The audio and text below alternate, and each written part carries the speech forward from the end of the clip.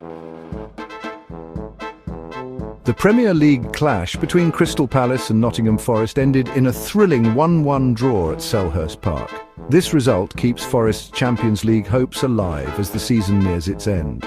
The match was a tense affair, with both teams creating chances but struggling to find the back of the net in the first half. Forest, desperate for points, started brightly. They pressed high and caused Palace problems in possession. However, clear-cut chances were few and far between for both sides. The best opportunity of the half fell to Forest's Chris Wood, but his header went agonisingly wide. As the half wore on, Palace grew into the game.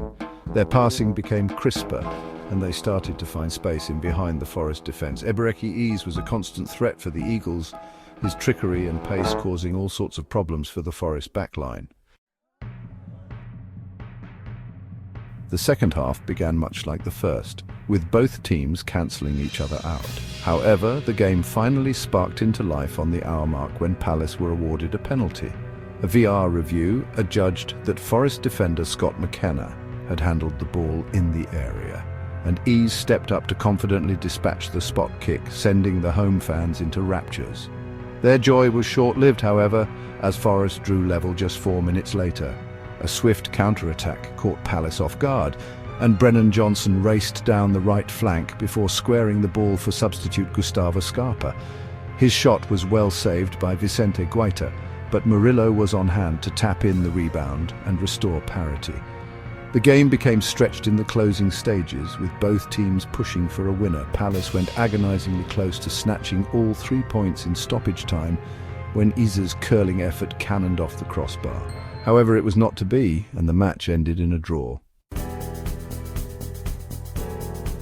The draw does little for either side's league position, but the main talking point after the game was the injury sustained by Palace midfielder Adam Wharton. The youngster, who has been one of the Eagles' standout performers this season, was forced off in the first half with a suspected ankle injury. Speaking after the game, Palace manager Oliver Glasner admitted that he was concerned about the severity of the injury. "It doesn't look good," he said. "We'll have to wait and see what the scan says, but it's a worry." Forest also suffered an injury blow, with goalscorer Murillo limping off late on with a hamstring problem.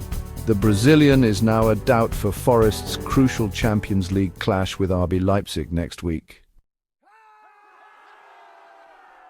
The draw leaves Palace in 12th place in the Premier League table, while Forest remain in 17th, just 3 points above the relegation zone.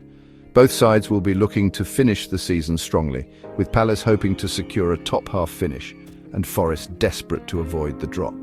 The result also has implications for the race for European qualification. Forest's draw means that they are now 5 points behind 6th-placed Brighton, who occupy the final Europa League spot. However, Forest do have a game in hand on Brighton, so a late surge for European football is not out of the question. Overall, the match was a tense and closely fought affair that could have gone either way.